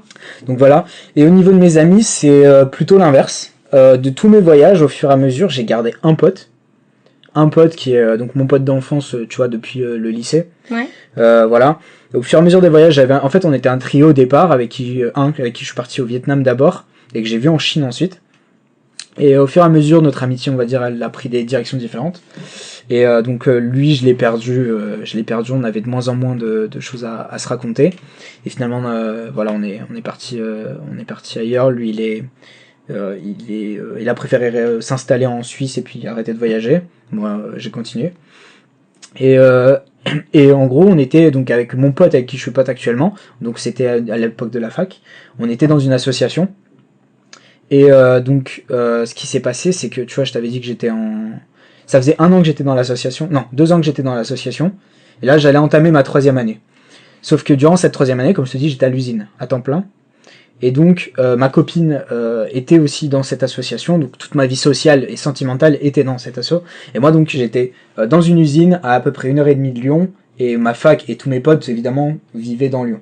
Et donc, ça devenait très compliqué pour moi, même le week-end, d'aller les voir ma copine, je la voyais, j'étais explosé. Donc, l'usine, c'était une usine automobile, de pièces automobiles, donc il fallait qu'on fasse de la manutention de pièces lourdes, en fait.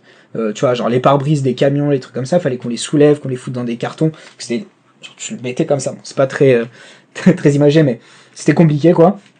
Et physiquement, c'était dur. C'était une usine de réinsertion de prisonniers. Et puis il y avait des personnes qui étaient avec des titres de séjour, enfin bref, qui venaient travailler. Donc c'était une ambiance assez compliquée, surtout vis-à-vis des prisonniers qui avaient perdu en fait leurs codes un peu sociaux pour certains et qui fonctionnaient beaucoup avec la violence. Okay. Voilà. Donc moi j'ai trouvé un rôle. Non, c'était très compliqué, sachant que au niveau du gabarit, je suis pas un titan. Donc moi, au niveau des personnes avec des titres de séjour, je me suis retrouvé un peu dans le fait de les aider au quotidien, donc les démarches administratives et tout quand ils avaient besoin, tout ça, parce qu'ils parlaient pas très bien français pour la plupart, je les ai aidés, tu vois, à les faire, et j'ai pris énormément de plaisir à les aider parce que j'avais cette impression de servir à quelque chose sans que, tu sais, il y a ce côté white saver, ou je sais pas comment on dit, tu sais, les gens qui vont juste payer pour aller faire de l'humanitaire dans des zones où en fait ils ont besoin d'argent mais pas de personnes en réalité, tu vois. Genre aller construire une école alors qu'il y a 50 types qui ont pas de travail sur la même zone mais qui ont juste besoin de l'argent, et toi tu viens et tu dis je vais construire l'école. Tu vois, c'est ce côté-là qui me chagrine. Là, j'avais l'impression d'aider des gens qui avaient vraiment besoin de moi, tu vois. Et donc ça m'a fait du bien, mais par contre le côté prisonnier, où donc voilà, c'était des menaces, il y avait des bagarres souvent, il y avait des trucs, et comme je te dis, je suis pas un titan, donc c'était un peu éprouvant. Et c'est vrai que le week-end et tout ça, j'avais tendance à m'enfermer un peu. Et donc ce côté où je me renfermais un peu a fait que ma copine, ça allait plus, tu vois, genre même aller la voir, aller faire 1h30 pour aller la voir et tout, j'étais crevé, tu vois, j'arrivais plus, c'était laborieux. Et au fil de l'année, en fait, on a fini par se quitter à cause de ça, parce que bah oui, je lui accordais plus assez d'attention. Et au niveau de mes amis, ce qui s'est passé, c'est que j'ai senti qu'ils en avaient vraiment strictement rien à foutre de moi. Genre, tu vois, non mais c'est clair, tu vois, en fait on avait, vu qu'on était une association, ça faisait 3 ans qu'on faisait des gros projets, genre des soirées, des conférences, le bal du droit, genre c'était un truc, tu vois, un bal qu'on faisait dans une fac, qu'on organisait sur toute l'année, et qu'on préparait, tu vois, de A à Z, on plaçait la moquette pendant des journées, on faisait des nuits blanches le jour du bal du droit, on devenait, on devenait barman, on faisait de la photo, on faisait des poubelles, la veille on avait placé toutes les moquettes, on avait regardé, il y avait des types avant qui avaient fait la communication, qui avaient appelé les prestataires et tout, enfin c'était un truc énorme, et le lendemain, il fallait tout enlever, donc très fatigant, mais tu vois, ça te lie. Intense, mais ouais. Voilà. Et j'en avais fait 2 déjà, donc je me sentais intégré, tu vois. Et en fait, ces gens, donc il y a surtout une personne avec qui j'étais extrêmement proche, qui est passée présidente de l'association, et qui me reprochait tout le temps, ouais mais tu viens jamais, mais tu viens plus, mais machin. Et moi j'expliquais, je suis à l'usine, c'est dur, je suis plus dans ça, là c'est compliqué, machin et tout. Et jusqu'au jour où en fait un événement, je suis venu les aider, donc après l'usine, donc un week-end, je suis venu les aider pour aller, enfin tu sais, il y avait une soirée pour faire barman quoi, et j'ai oublié de ramener un costard, donc je suis venu en Ralph Lauren, voilà, bon c'était une soirée étudiante dans un endroit un peu joli, mais c'était pas non plus, tu vois, puis les gens se murgent clairement la tête, tu vois. Et du coup j'ai eu des reproches, genre une avalanche de reproches, tu vois, et j'en ai eu marre. Et du coup j'ai quitté cette association, j'aurais dit c'est bon, j'en ai assez, je m'en vais. Et donc juste après, donc silence radio, et là je suis parti en Australie. Et en Australie, je me suis rendu compte à quel point ils en avaient rien à foutre. Donc quand je suis rentré, j'aurais plus jamais donné l'heure, tu vois. À aucun. Et c'est une association d'une 40aine de personnes, tu vois. Okay. À aucun, j'ai totalement coupé les ponts. Et ce phénomène de toute façon de vague où je coupe totalement les ponts avec 80% de mes connaissances, ça s'est fait assez souvent, tu vois. Soit ça a été parce que j'ai changé d'école ou de travail, ou bien c'est parce que j'ai voyagé aussi. Après je sentais qu'il y avait un décalage. Je viens d'une campagne, je te dis, autour de Lyon, et les gens voyagent pas. J'ai toujours apparu comme un marginal, un mec un peu bizarre, tu vois, parce que j'aime des trucs différents. Pour te donner une idée, quand j'étais au collège et au lycée d'ailleurs, j'ai jamais dit que je faisais du théâtre ou de la photographie, parce que c'était la honte. Genre si j'avais dit ça, on se serait foutu de ma gueule, tu vois. Okay. Donc c'était un peu particulier. C'est vrai que quand le voyage est arrivé, le premier, ça a été une explosion dans ma tête, tu vois. Je me suis dit mais putain, mais waouh, c'est possible, tu vois. Il y a des mecs qui sont comme ça à l'autre bout du monde, il y a des gens, ils sont totalement différents, et les gens que je côtoie, ils ont pas la moindre idée. Et ça m'a fait péter un plomb. Je me suis dit mais en fait, je suis entouré de gens qui sont pas du tout comme moi, tu vois. C'est trop bizarre. Les gens, leur référentiel, c'était les Marseillais. Tu vois, à la longueur de journée, on répétait les trucs qui étaient dans les Marseillais, ou des trucs qui parlaient de télé-réalité, des trucs comme ça, tu vois. Moi, mais c'est pas possible. Et en Australie, ça a été un peu le même délire, du coup, parce que quand j'ai vu qu'ils en avaient rien à foutre, et puis que j'ai voyagé 3 mois en tout, tu vois. Je suis revenu, Je me suis dit, mais j'ai rien à faire avec eux, tu vois, c'est fou. Et puis je me suis rendu compte aussi accessoirement que le droit, ça me plaisait plus. Donc j'ai fait une croix sur 4 ans de droit, et c'est là où je suis rentré, donc dans mon école de communication, où on est actuellement. Et je me suis dit, il me faut une carrière à l'international, c'est là où je suis heureux, c'est là où je m'épanouis, et puis c'est ce que j'aime, quoi. Je vois pas comment je pourrais faire autrement. Et donc voilà à peu près mon histoire interrelation. Voilà, j'ai parlé extrêmement longtemps, désolé. T'inquiète. Voilà, au moins vous savez à peu près où on en est. Est-ce que t'as eu des chocs culturels je veux dire, tu m'as dit que les paysages c'est ce qui t'avait le plus choqué, mais au niveau de la mentalité, de la culture peut-être, en dehors de tes camarades, donc j'imagine que tu t'entendais bien, donc il y a pas eu de choc culturel plus que ça avec les personnes que tu côtoyais, mais peut-être avec des Australiens ou des backpackers d'autres pays. Les Australiens, moi j'étais vraiment choquée en arrivant par leur gentillesse. Je suis arrivée en Australie à 2h du matin. Je suis allée dormir dans mon auberge. Ma carte n'est pas passée. J'avais un souci de carte bancaire. Mais normalement, enfin, je vous la fais courte, mais en gros, mon voyage était déjà payé. Donc, j'ai pas compris pourquoi je devais repayer. Maintenant, moi, je cherche jamais la merde. Donc, tu me dis que je paye, tu vois. Même si j'avais déjà payé avant, quoi. Et ça n'est pas passé.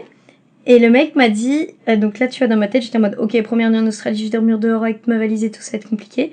Le mec m'a dit... Écoute, va te coucher. On en parle demain matin, il n'y a pas de problème. Et là, je me suis dit, wow, incroyable, le mec est incroyable. Il me connaît ni d'Adam ni d'Ève. Je lui dis que je peux pas payer. Il me dit, va dormir, on règle ça demain. Déjà, tu vois, ça, c'était incroyable. Ouais. Et le lendemain, je me balade avec mon GPS dans la main. Moi, je ne sais absolument pas où je vais. Et je cherchais la banque avec difficulté. Et il y a un mec qui m'arrête dans la rue et qui me dit, tu veux aller où?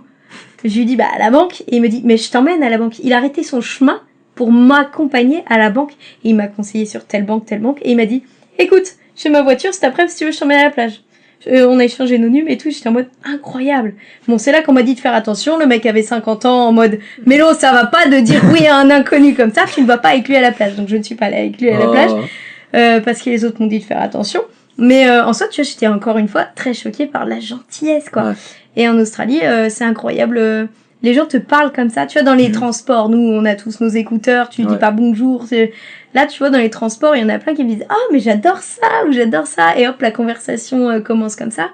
Et ils voient que t'es pas français. Et contrairement à un français assez con qui va te dire je fais pas l'effort, tu sais, genre le mec me parle, c'est pas français, vas-y, chiant, j'ai pas envie de l'écouter, faire l'effort de parler français alors qu'il y arrive pas.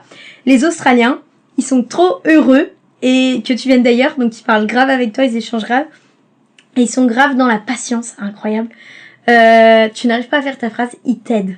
Ils sont en mode pas de soucis, ils ont le temps et ils te font tout en mode vraiment t'as envie de parler avec eux, quoi. Ça donne vraiment envie et ça c'était incroyable. La banque m'a choquée aussi. On a eu un paquet de gâteaux à l'ouverture du compte en banque, quoi. Oh. Et le banquier était trop gentil. Enfin, je veux dire incroyable, tu vois, peu importe les services où tu vas, t'es en mode c'est incroyable. Pour travailler, tu leur dis voilà, j'aimerais bien travailler. Très bien, je te prends à l'essai maintenant. Maintenant là, ouais, allez vas-y, on est parti, quoi. Et t'es en mode génial, il te laisse ta chance comme ça. Y a pas de jugement, enfin voilà, moi j'ai été choquée par la gentillesse et non par la méfiance ou des trucs, mais la gentillesse incroyable. Et après en choc, ouais non vraiment, ouais je t'ai dit déjà le choc au niveau des paysages, quoi. Mais ouais non, sinon j'ai pas eu globalement j'ai pas eu de mauvaise expérience, quoi. Ouais, c'est hyper cool, ouais. Non, mais c'est vrai. Moi, j'ai essayé de réfléchir à aussi des potentiels points négatifs, chocs, ouais. Mais non. Hein. Si, non. Ce qui m'a choqué, mais c'est pas un choc. C'est juste, j'ai admiré cet amour pour la nature que tout le monde a, tu vois. Il y a vraiment une cohésion entre les Australiens et la nature. Et puis même les grandes villes comme Sydney, si tu t'éloignes juste un tout petit peu, t'as direct accès à des plans, des spots de nature. T'es au bord de l'eau. Je sais pas, puis la propreté, putain. Ça m'a choqué, pas la propreté, le côté nature. C'est parce que, moi, je viens aussi d'une petite campagne ou quoi, tu vois, donc la nature, je connais quand même bien. Et en Australie, par contre, moi, je m'attendais vraiment à la côte sauvage, tu vois, en mode, tu découvres tout, y a rien et tout. Et donc ça, on m'a dit que c'était beaucoup l'ouest de l'Australie. Mais sur la côte est, qui est très touristique, En fait, tous les spots sauvages qu'il y avait à faire, les randos, des trucs comme ça, c'était hyper bien balisé, c'était sans aucun danger. Et j'ai pas retrouvé cette nature à fond. Je veux dire, j'avais pas l'impression d'être dénaturée en mode au milieu de nulle part. Parce que t'as un chemin qui est fait, t'as des balises, t'as tout qui est organisé pour le touriste, quoi. Et ça, c'est le petit truc, tu vois, où je me suis dit, j'aurais bien aimé, tu vois, te retrouver un peu paumé au milieu de nulle part, quoi. T'es allé à Noosa ou pas? Ouais, Noosa, j'adore. Ah, Noosa, incroyable. J'ai vu des dauphins pour la première fois à Noosa, Moi aussi, je les ai vus là-bas. Ouais. Et j'étais dans un, tu sais, tu vois, t'as Noosa, puis sur la droite, t'as une grande forêt qui t'emmène vers une plage un peu plus sauvage. Je crois que j'ai fait cette rando. Et bah, j'ai vu un petit, c'était un wapiti? Peut-être, j'étais pas là. Ouais, bon, après, je me suis retrouvé nez à nez avec une sorte de kangourouoïde d'1,20 m, tu vois. Un walibi, je pense. Un walibi en face de moi. Et ça a été, ce moment, il a été incroyable, genre. Le premier que tu vois, t'es en mode, c'est ça, je me suis dit, putain, mais c'est ouf, quoi. Puis lui, il est sauvage, quoi. Je le vois. Mais adorable, j'ai trop aimé. Après, j'ai vu aussi des bébés kangourous plus tard, enfin, tu vois, ça te fait trop mignon. T'as vu quoi en animaux sauvages? Bon, j'ai vu des koalas, j'ai vu beaucoup de kangourous, j'ai vu des bébés kangourous, j'ai vu des crocodiles, alligators, je sais pas trop ce que c'est. Ça dépend, c'est des petits ou des grands? C'est des mastodontes. Genre dans la mer? Non, vers une forêt tropicale. Ok, parce qu'en gros, t'as les salty crocodiles. J'ai vraiment pas l'accent. Hein. C'est pas parce que je suis partie que j'ai l'accent. Donc ça, c'est les crocodiles, tu vois, de mer. Et après, sinon, t'as les freshwater. Crocodile freshwater. C'est ceux qui sont plus en eau douce ou quoi. Et ceux-là, ils sont maximum 2 mètres de long. Alors que les crocodiles de mer, ils peuvent faire jusqu'à 8 mètres. Ah oui, ok. Donc je suis assez passionnée par les crocodiles, du coup je peux t'expliquer en détail. Donc moi c'était des petits, alors de 2 mètres seulement. Ok. Mais par contre, j'ai fait du surf dans une zone où il nous a dit que les principaux risques, c'était les crocodiles et les requins. Super. Ah, et les méduses, ah oui. Ah oui, les méduses partout. J'ai trouvé que dans le sud, c'était plus requin et que dans le nord, plus crocodile. Genre j'ai fait beaucoup de plages avec le panneau « Attention crocodile ». Ah moi aussi, mais putain. Plein. C'est pas dans ça. Et je me suis baignée dans des plages où j'ai dit, mais vous êtes sûr ça va les crocos? Ils m'ont dit, tranquille, vas-y, mais fais attention quand même. Quoi? Tu vas te baigner, mais garde un œil. Comment ça, garde un œil? Il y a un crocodile, je suis mort, quoi. C'est ça, garde un œil sur quoi? J'ai pas le temps de sortir de l'eau. Garde un œil. Merci du conseil. C'est ça, mais quand je surfais, je regardais quand même, tu sais. Ah ouais, moi je me baignais au-dessus la taille, tu vois, pour être sûr de courir au bord. Et avec une pression incroyable. Et eux, ils sont sereins, quoi. Tu vas te baigner tranquille. Moi, je garde un œil, quoi, vraiment, en mode... à chaque fois que j'y allais, pas fière. Ce qui m'expliquait, c'est que... Bah, après, moi, c'était un peu particulier, parce que il y avait la mer, enfin, l'océan, et il y avait une sorte de mangrove juste à côté. Mais encore plus dangereux. Bah ouais, du coup, il y avait les deux, tu vois, c'est là où il y avait le combo gagnant. Mais il expliquait que, du coup, les crocodiles préféraient aller manger les crabes et les différents crustacés qu'il y a dans la mangrove, que nos jambes. Et pour les requins, il n'avait pas d'explication. Mais du coup, ça s'est bien passé. Puis j'ai pris ça comme... Mais je vois ça, t'es toujours là. Ok, c'est rassurant. Ouais, c'est ça. Je suis toujours là entier. Et ça m'aurait fait chier de me faire bouffer quand même. Mais a priori, je me dis que si les gens vont se baigner, c'est vrai qu'il y a peu d'attaques peut-être. Je pense... Enfin, moi, ils m'ont expliqué un peu que ça dépendait des périodes de l'année, des saisons, tu vois. Parce que les crocodiles, une certaine saison, ils s'en vont vers les îles, justement, pour tout ce qui est période de reproduction, tout ça. Donc ça dépend vraiment des périodes, mais oui, j'avoue que le côté rassurant de il y a des gens dans l'eau, bon je peux me baigner, genre toute seule j'irai pas, tu vois. Mais là il y a des gens, je me dis que potentiellement ils se font bouffer avant moi, allez j'y vais. c'est ça, c'est rassurant, c'est la fausse rationalité, genre tu sais te rassurer comme tu veux. Oh, il y a du monde parfait. C'est bon. Non. Et t'as vu que Fraser, tu t'es pas baigné à Fraser aussi? Non. Parce que c'était une des plages les plus dangereuses du monde. Je suis passée à côté, mais sur le road trip qu'on a fait, on n'a pas eu le temps de s'arrêter sur Fraser. Mais oui, elle est réputée pour être la plage la plus dangereuse au monde. Et c'est incroyable. Je me suis pas baignée. Hein. Ah, moi, je l'aurais peut-être tenté. Je sais pas. Si, il y a du monde dans l'eau, tu vois, toujours. Mais franchement, il y avait personne. C'était compliqué. C'était c'était des grandes plages désertes. Tu traversais en 4x4. Il y avait des pêcheurs, des fois, des mecs. Je pense que c'était des pêcheurs de requins. Hein. Et c'est tout, en fait. Tu pouvais croiser des dingos aussi. Ouais, j'ai croisé un dingo. Ouais. J'en ai croisé un au milieu de nulle part, à côté du lac Argile, pour ceux qui connaissent. C'est entre Darwin et Broome. Donc on est sur un road trip dans les terres. en partant du nord et en allant vers l'ouest. D'accord. Et incroyable parce que vraiment genre j'étais en randonnée et genre il a traversé, tu vois, bon il était quoi à 20 mètres de moi, mais genre j'étais en mode wow incroyable, genre en vrai c'est hyper dangereux non, tu sais j'étais en mode entre hyper contente et hyper est-ce que ça craint. J'ai eu de la chance de croiser quand même pas mal d'animaux sauvages. J'ai fait des zoos ou des réserves, tu vois, pour toucher les kangourous, trucs comme ça. Mais en pleine captivité, j'ai croisé, je crois, 3-4 crocodiles. Oui, non, oui, voilà, l'inverse. Pleine liberté. En pleine liberté, j'ai 3-4 crocodiles, donc des freshwater, tu vois, des pas trop gros. J'ai croisé un cassoir, ça c'est l'oiseau le plus dangereux au monde, et il était à 10 mètres de nous, genre on est rentré dans une forêt tropicale, et au bout de, je sais pas, 10 minutes de route, il y a plein de gens qui étaient arrêtés sur le bord de la route. Donc nous, pigeons comme on est, on y va aussi. Et en fait, il y avait un cassoir qui était au bord de la route. On a pu faire des photos de lui hyper près ou quoi. Énorme. Et on m'a dit, ça, t'as une chance incroyable. Genre, tu n'en recroiseras pas. Enfin, c'est énorme. Trop bien. Donc ouais, ça, j'ai eu ça trop cool. J'ai pas vu de grosses araignées. C'était un petit peu ma hantise d'ailleurs. Et après, j'ai marché sur un petit serpent pas bien dangereux, tu vois. T'as marché ça dessus? M'a un peu dégoûté, ouais. Tu l'as écrasé? Je vais pas écraser, mais on s'est touché, quoi. Genre, je sortais des toilettes, et là j'ai senti un truc un peu mou sous mon pied. Je fais, ça me dégoûte. Donc voilà. Et puis après, des kangourous, des wallabies, tu vois, plein de trucs comme ça. Ça, j'en ai vu plein.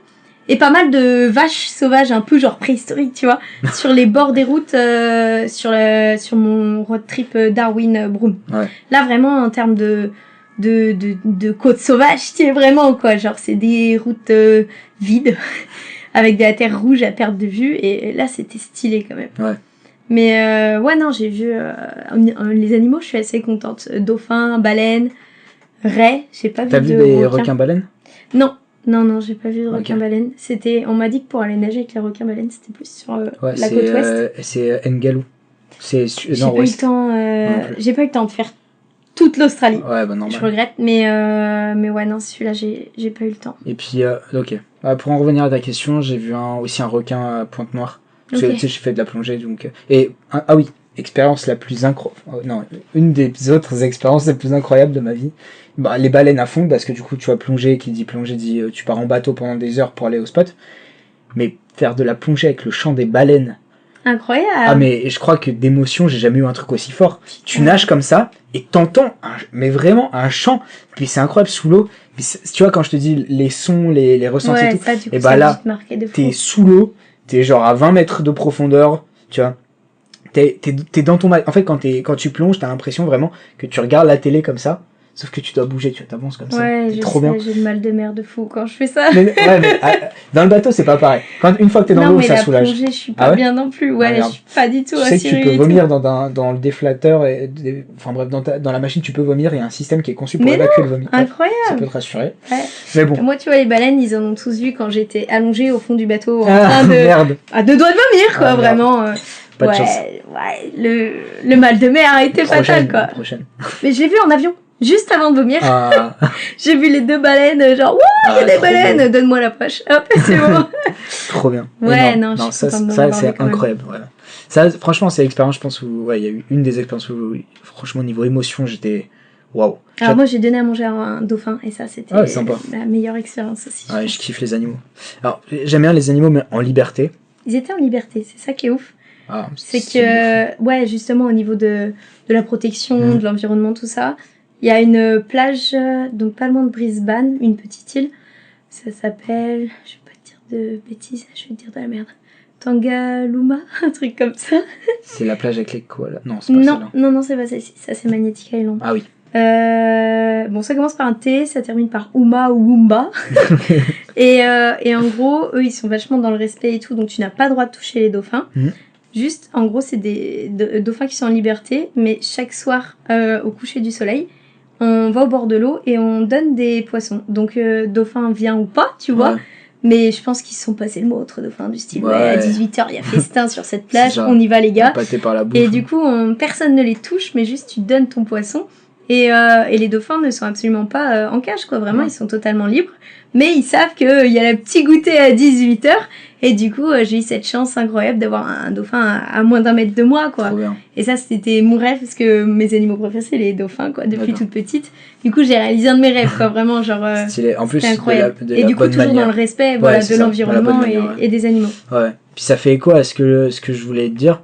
C'est bah pareil, hein, je suis contre les zoos, voilà, et de plus en plus, je suis pointilleux sur les réserves, comment elles sont faites, pourquoi elles sont faites, comment est fait le tourisme et tout. Ouais. Je suis assez pointilleux là-dessus. Et il y a un truc qui m'a surpris, donc moi je suis allé aussi voir les kangourous et les koalas dans une sorte de Réserve. réserve, Ouais, voilà, je où l'ai ils faite, étaient celle-ci. censés les Enfin, je sais pas si t'as fait la même. Ben, je sais pas trop Moi, exactement. c'était vers Brisbane. Ouais, au-dessus au nord de Brisbane. Ouais, crois. je crois que c'est la même, du coup. Ouais. Et en fait, moi, ce qui m'a un peu dégoûté, c'est que j'ai l'impression que les kangourous, ils étaient totalement inertes. Tu vois, ils étaient dans un coin comme ça, ils attendaient, ils bougeaient pas. J'avoue Les qu'ils gens étaient venaient très, très tranquilles. Ouais, voilà. Mais moi, ce qui m'a encore plus dégoûté, c'est les koalas. Ouais, Sur le coup, ils les les koalas, mettent c'était... dans des petits box et ils les ouais, donnent aux gens à la chaîne. c'est ça. Ouais. C'est ça. Et- Les koalas, vraiment, ils faisaient de la peine. Exactement. Et là, donc, ma perception, c'est là où, en fait, moi, pour moi, zoo, c'était mort. Tu vois, je trouvais que c'était pas fait pour ça. Si tu veux bien t'occuper d'animaux, tu t'en occupes.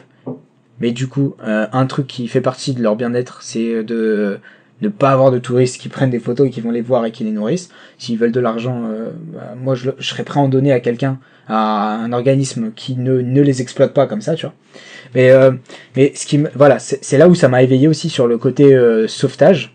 Que là, clairement, c'était l'entreprise, c'était bondé de gens, l'école a été dans des petits box, les autres animaux, n'en parlons pas, et puis le côté kangourou, ils étaient contre des grilles, ils étaient totalement choqués, et voilà. Et franchement, j'étais le premier à participer à cette usine, on va dire, parce que j'ai pris ma photo avec le kangourou et j'étais refait quand je l'ai pris. Mais tu sais, c'est des cheminements. Après, tu réfléchis, tu te dis, putain, ça c'était un peu, c'est abusé, tu vois. C'est comme au Vietnam, tu mets 20 €, tu peux tirer au lance-roquette sur une vache. Ah ouais? Ouais. Oh là là. Ouais. D'ailleurs, si vous voulez voir le reportage là-dessus, il me semble que c'est sur Netflix. C'est une émission qui s'appelle Dark Tourisme. Donc c'est un gars qui fait du dark tourisme. Et donc quand il va au Vietnam, il peut tirer à l'arme à feu pour une vingtaine d'euros. Et je crois, non, peut-être une centaine d'euros, il peut tirer sur la vache en vie. La vache. Oh là là. Ouais. Donc voilà. Donc c'est des trucs, au niveau des évolutions, c'est vrai que ça m'a pas mal perturbé. Beaucoup de choses qui bougent quand même pour les animaux, je trouve. Ouais, mais ouais, Pas vite, c'est ça. mais C'est ça, pas très vite. ça avance petit à petit. Ouais, c'est clair. Ça avance doucement et puis nous aussi, notre cheminement, il avance, on passe d'idées un peu utopiques à nos idées, nos désirs d'enfant vers quelque chose d'un peu plus réfléchi et conscient. Ouais. Je pense qu'on a fait un bon tour. C'était un plaisir Ça que t'a tu plu m'interviewes. Ouais, c'était grave cool et comme je l'ai dit, tu vois, le fait de raconter tout ça, genre tu sais, limite j'ai l'impression d'en avoir gros sur la patate et là genre tu libères tout quoi, genre c'est trop cool d'échanger sur un sujet que quelqu'un partage en fait. Bon, donc merci beaucoup. Bah pour écoute, ça. ça fait très plaisir, c'est un crash test aussi pour moi, vraiment Parfait. c'est la On première. verra si ça marche. Ouais, voilà, j'ai adoré. Donc, à vous de nous dire ce que vous en avez pensé. Je vais faire en sorte d'uploader ces épisodes sur toutes les plateformes possibles et imaginables. Donc, Spotify, Apple Music, Deezer, YouTube. N'hésitez pas à me follow sur Instagram. Mon Instagram, c'est nail_bkld. C'est NAHIL_ donc _, BKLD. Voilà. Est-ce que tu veux donner tes réseaux ou... Eh ben moi sur mon Instagram j'ai pas mal de photos d'Australie. Non mais du coup moi mon Insta c'est Mélodie avec un Y _8 FRT. Voilà. Voilà, merci à tous.